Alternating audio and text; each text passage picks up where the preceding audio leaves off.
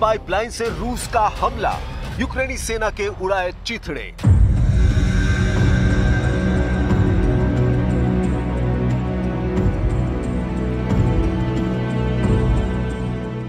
Ukraine जंग में अब रूसी सेना पूरी तरह से हावी हो चुकी है।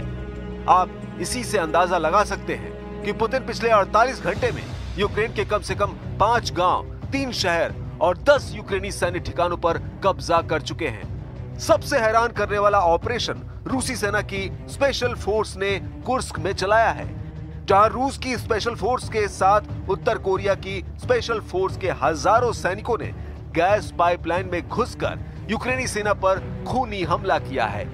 ये शायद दुनिया का पहला ऐसा सैन्य ऑपरेशन है जहां रूस की स्पेशल फोर्स पाइपलाइन के अंदर घुसकर पैदल 15 किलोमीटर तक चली और फिर यूक्रेनी सेना पर हमला किया है।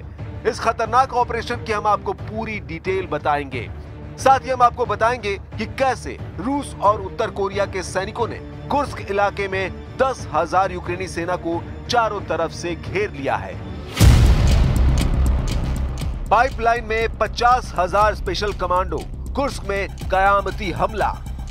जब से राष्ट्रपति ट्रंप ने यूक्रेनी सेना को खुफिया और सैन्य मदद बंद की है, उसके बाद से पुतिन ने अपने कमांडरों को सख्त आदेश दे दिए हैं कि मार्च के अंत तक 50% से ज्यादा यूक्रेन पर कब्जा कर लो। यही वजह है कि रूसी सेना इस वक्त पश्चिमी रूस के कुर्स्क इलाके में यूक्रेनी सेना को खदेड़ने के लिए अपनी स्पेशल फोर्स को जंग के मैदान में उतार चुकी है।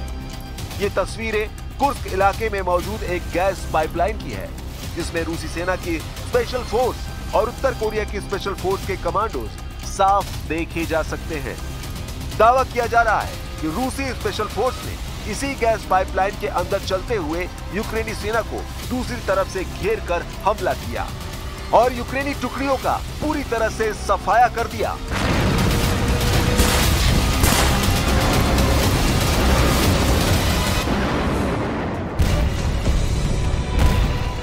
जो जानकारी मिल रही है उसके मुताबिक कुर्स्क क्षेत्र में बंद पड़ी गैस पाइपलाइन में रूस की स्पेशल फोर्स ने रेंग कर और झुककर लगभग 15 किलोमीटर की दूरी तय की। लगभग 1.4 मीटर की मोटाई वाली इस पाइपलाइन में रूसी स्पेशल फोर्स उस ठिकाने पर पहुंच गई जहां यूक्रेन के हजारों सैनिक मौजूद थे।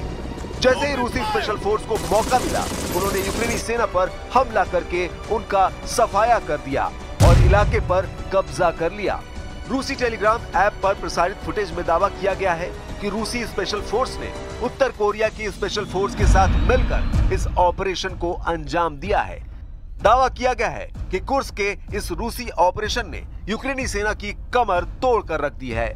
15 किलोमीटर तक गैस पाइपलाइन में चलकर रूसी सेना ने यूक्रेनी सेना के 350 से ज्यादा यूक्रेनी सैनिकों को मार डाला है। पूर्व रूसी राष्ट्रपति दिमित्री मेदवेदेव ने टेलीग्राम पर दावा किया है कि कुर्स्क में रूस की जीत लगभग पूरी हो चुकी है। रूसी टेलीग्राम चैनल पर गैस मास्क लगाए रूसी स्पेशल फोर्स को बड़ी टॉर्च के जरिए गैस पाइपलाइन में आगे बढ़ते देखा जा सकता है। जिस सुदजा इलाके पर रूसी सेना ने कब्जा किया है, वो रूस की प्राकृतिक गैस का यूरोप में आपूर्ति का बड़ा केंद्र है। लेकिन अब दावा किया गया है कि रूसी सेना ने सुदजा शहर पर कब्जा कर लिया है।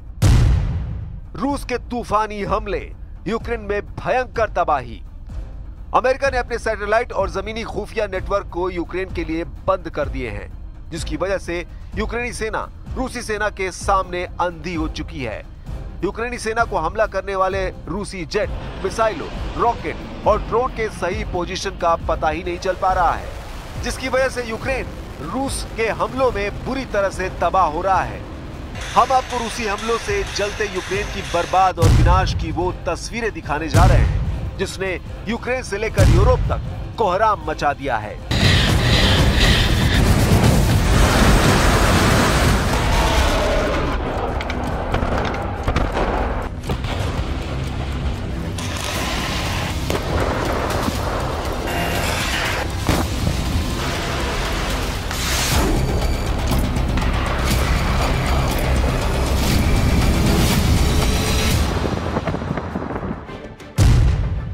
भस्म कर दिया डोनेस्क, जला दिया ओदेसा। रूस के मिसाइल हमलों के बाद जलते यूक्रेन के डोनेस्क इलाके की तस्वीरें देखिए। दावा किया जा रहा है कि रूस के हवाई हमले में 11 से ज्यादा यूक्रेनी मारे गए हैं, जबकि 30 से ज्यादा घायल हुए हैं। हम आपको बता दें कि अमेरिका ने सैटेलाइट तस्वीरें यूक्रेन को देना बंद कर दिया है, जिसके बाद रूस के तूफानी हमलों की लहरें एक के बाद एक आ रही हैं। वॉर जोन से आई खबरों के मुताबिक यूक्रेन के डोनेस्क इलाके डोब्रोपिल्या शहर में 8 इमारतें पूरी तरह से जलकर राख हो गई हैं। अब जरा रूस के हवाई हमलों की दूसरी तस्वीर देखिए, जिसने यूक्रेन के ओदेसा शहर को जलाकर भस्म कर दिया है। दावा किया जा रहा है कि यूक्रेन के दक्षिणी काला सागर बंदरगाह ओडेसा में भयंकर तबाही हुई है, जहां पर रूस के दर्जनों ड्रोन ने एक साथ हमला किया है। ओदेसा में रहने वाले यूक्रेनी लोगों का दावा है कि रूस ने इससे पहले इतना बड़ा हमला ओदेसा पर पहले कभी नहीं किया था, लेकिन जब से ट्रंप ने यूक्रेन को सैन्य और खुफिया सूचना देना बंद कर दिया है, रूसी सेना के हमलों में बेतहाशा बढ़ोतरी हुई है। राष्ट्रपति जेलेंस्की भी रूसी हमलों को लेकर अमेरिका और यूरोप से फिर गुहार लगाने लगे हैं। Ракети, також шахед по центральній частині міста. 9 житлових будинків були під ударом. Також під ударом торговельний центр, магазини. 11 людей, на жаль, загинули. Мої співчуття рідним і близьким. यहां तक कि यूरोपीय देशों ने 120 फाइटर जेट से यूक्रेन के चारों तरफ एक ऐसी स्काई शील्ड बनाने का प्लान बनाया है ताकि रूस के मिसाइल और हवाई हमलों को नाकाम किया जा सके। यूरोपीय देशों को यह लग रहा था कि रूस उनकी तैयारी से घबरा जाएगा और यूक्रेन पर हमले कम कर देगा, लेकिन हुआ ठीक उल्टा।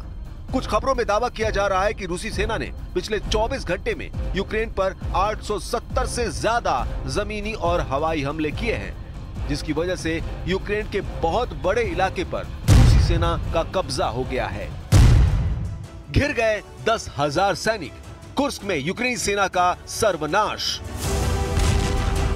आप रूसी सेना की बढ़त और जीत का इसी से अंदाजा लगा सकते हैं कि इस वक्त रूसी सेना को पश्चिमी सेना के कुर्स्क इलाके पर दोबारा कब्जा करने में जरा भी यूक्रेनी सेना की तरफ से चुनौती नहीं मिल पा रही है। रूसी सेना की तरफ से दावा किया गया है कि रूसी इलाके कुर्स्क पर कब्जा करने वाले 10,000 यूक्रेनी सैनिकों को उनकी सेना ने चारों तरफ से घेर लिया है। रूसी सेना ने अपने कुर्स्क को यूक्रेनी सेना से आजाद कराने के लिए जमीनी और हवाई हमलों की झड़ी लगा दी है। रूस के टैंक, तोप और बख्तरबंद वाहनों के हमले इतने तीव्र हैं कि यूक्रेनी सेना कुर्स्क इलाके के कम से कम 136 मोर्चे से भाग गई है। रूस के पैदल सैनिक तेजी से यूक्रेन के मोर्चों पर कब्जा करने में जुटे हैं। यूक्रेनी सेना इस वक्त इसलिए कुर्स्क में बुरी तरह से हार रही है क्योंकि वे अमेरिका से मिले हिमार्स रॉकेट अमेरिकी सहायता के बिना सटीक हमला नहीं कर पा रहे हैं। दावा किया जा रहा है कि 10,000 यूक्रेनी सैनिकों को कुर्स्क में रूसी सेना ने इस तरह से घेर लिया है ताकि वो जल्द से जल्द सरेंडर कर दें। रूस ने कुर्स्क के साथ साथ डोनेस्क और ओदेसा में क्लस्टर बमों से यूक्रेनी सेना पर हमला किया है, जिसकी वजह से यूक्रेनी सेना के 24 घंटे के अंदर 280 से ज्यादा सैनिक मारे गए हैं। इधर मरते और हारते यूक्रेन ने फ्रांस से मिले मिराज 2000 फाइटर जेट और अमेरिकी F-16 लड़ाकू विमानों से रूसी मिसाइलों और ड्रोन को मारने की कोशिश की है, लेकिन मिराज 2000 और F-16 जेट रूस के तूफानी हमलों के सामने फिसड्डी साबित हो रहे हैं। रूस ने 8 घंटे के अंदर ही यूक्रेनी इलाकों पर 134 हवाई हमले किए हैं, जबकि 56 यूक्रेनी मोर्चों पर यूक्रेनी सेना को भारी नुकसान पहुंचाया है। कई इलाकों में तो सैनिकों को सरेंडर होते हुए भी देखा जा सकता है। तबाह इमारतें यूक्रेन के हालात खुद ही बयां कर रहे हैं। अब आप अंदाजा लगा सकते हैं कि रूस किस तरह से यूक्रेन को रौंद रहा है। अगर यही हालात रहे तो मार्च के अंत तक यूक्रेन के बहुत बड़े इलाके पर रूस का कब्जा हो जाएगा।